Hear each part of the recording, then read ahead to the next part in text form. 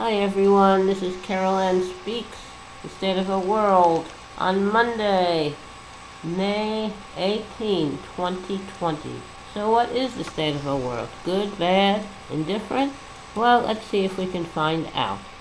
Now, the coronavirus is still with us. We still need to do lots of testing.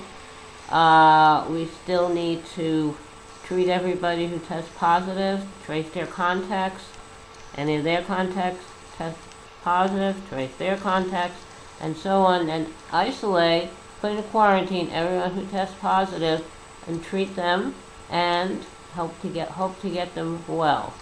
Now, there is a drug that Trump has been advertising that he says, can be a cure, and he's been taking it. It's unproven, and there are FDA warnings against it. So why is he taking this? The best prevention, if you're worried about getting the virus, is social distancing, face masks. But he doesn't do that. No, that's not up to them. The World Health Organization is having a big meeting now, and a virtual meeting because of the virus, so people aren't attending in person. And there's been a call to investigate the WHO about the response to the coronavirus. Now, there is seems to be a recognition by the Trump administration that we need to have a stockpile of drugs and their ingredients, key drugs that are needed. We also need a stockpile of personal protective equipment, ventilators, etc., all kinds of supplies. So hopefully something good will come of this, because Trump has been talking to a startup company about building a stockpile. So we'll see where that goes. I wonder if Trump and his family get a cut of whatever the contract is for. Now, so that's also, we reported the other day that a watchdog in the government has been fired, and he has been investigating Pompeo's use of staff to do personal errands for him. And now it also comes out that this watchdog person was also investigating Pompeo's decision to approve a Saudi Arabia arms sale. So what's the story on that? I don't know. Somehow, someday we will find out. Now, the states that are opening up or reopening, are they using really good data or real data, or are they just like fudging the numbers to make it look good? In Colorado, there is a meatpacking plant that did shut down when the virus broke out there, but now they're calling people back to work. And what happens when you come in, you get tested. If you have a fever, they send you home. But while you're waiting for the results of your test, you're still there working, spreading you for the virus if you have it. That's very dangerous, but that is happening. Trump issued an executive order saying that meatpacking plant workers are essential workers and they have to go to work, even if being there kills them. A bill that was passed by the House is supposed to give protections for all employees who do go to work, and the companies, the owners of the companies, they want to have protection against legal action taken by their employees. So if an employee comes back to work at your company and gets sick, you want to be able to get out of being responsible for what happens to them, treating them, paying them all their expenses if they get sick.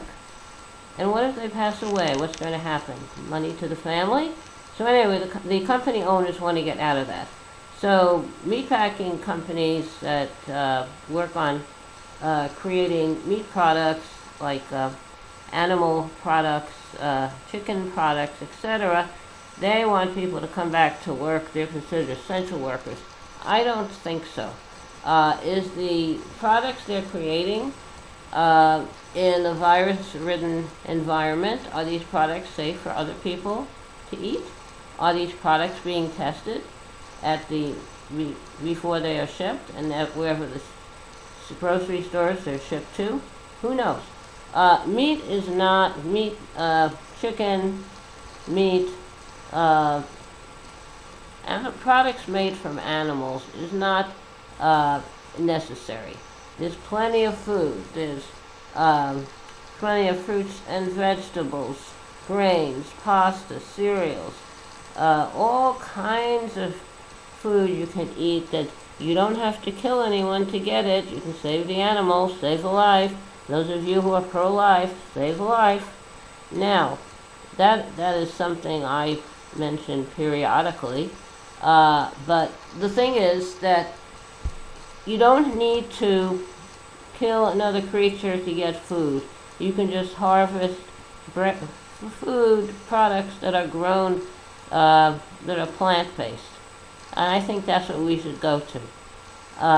There, throughout the Midwest, what they call the Heartland, there are these companies that are calling back their workers, and the plants are infected with the virus, even though they've been clean and people are getting sickened again.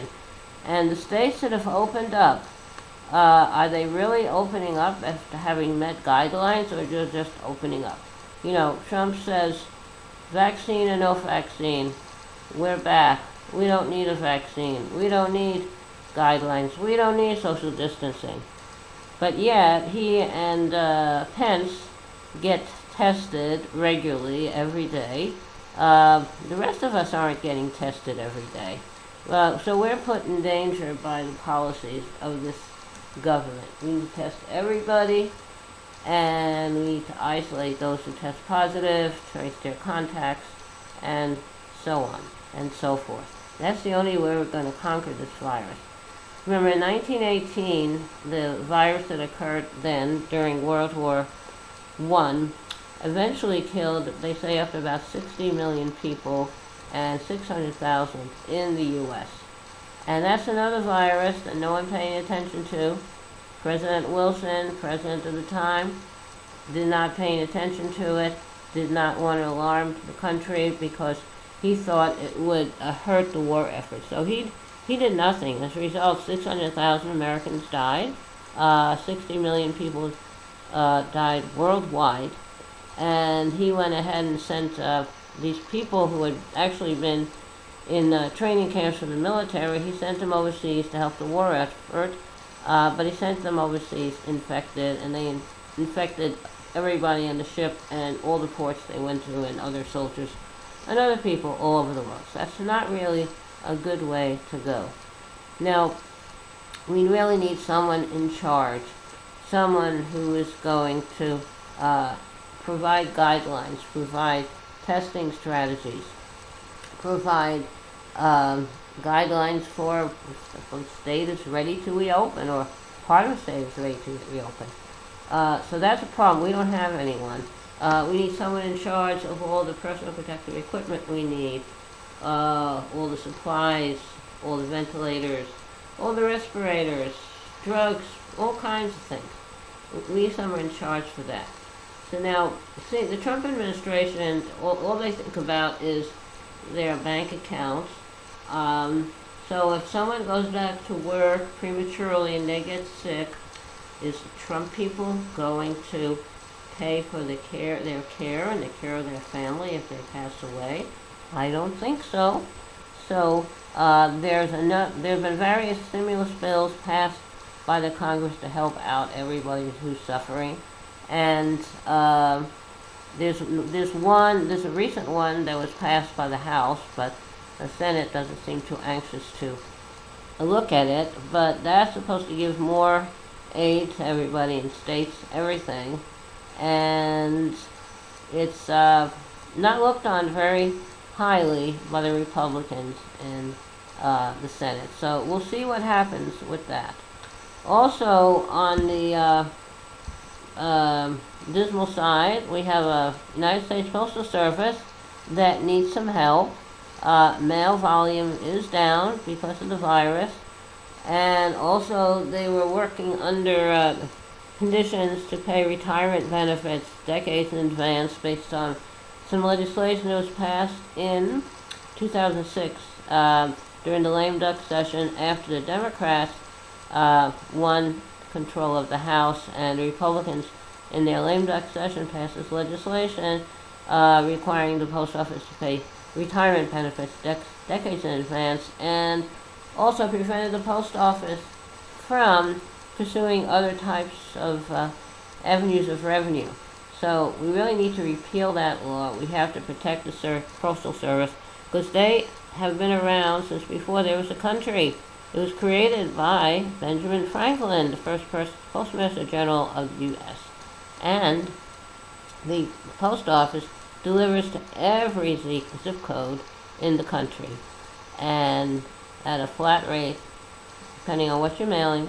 And it's a really good service, a really good institution. We have to protect it. So call your representative in Washington and in the House and the Senate. Tell them you support the post office and you want your representative to support the post office too. And you also want the government to get real about what's happening with this virus. We need real good data. We need safe conditions for everyone. And we need everybody basically to be practicing social distancing and wearing a face mask when they're out in public. That's one way to conquer this virus. Otherwise, it's just going to be around forever. It might be a little low in the summer, but it may come back in very strong form in the fall. We're approaching 90,000 people who have passed away from this virus, and about 1.4 million people who have the virus. That is not a very good number or a very good outlook. So we have to protect everyone. We have to have someone in charge who knows what they're doing and looking out for all of us, not for themselves. So, given that, maybe it is time for something a little less serious, like a song. So tonight I'd like to sing a song that everybody probably has heard of. I don't know who wrote it. It's a very old song. It's called Amazing Grace. Amazing grace, how sweet the sound that saved a wretch like me. I once was lost, but now am found. Was blind, but now I see. 'Twas grace that taught my heart to fear, and grace my fears relieved.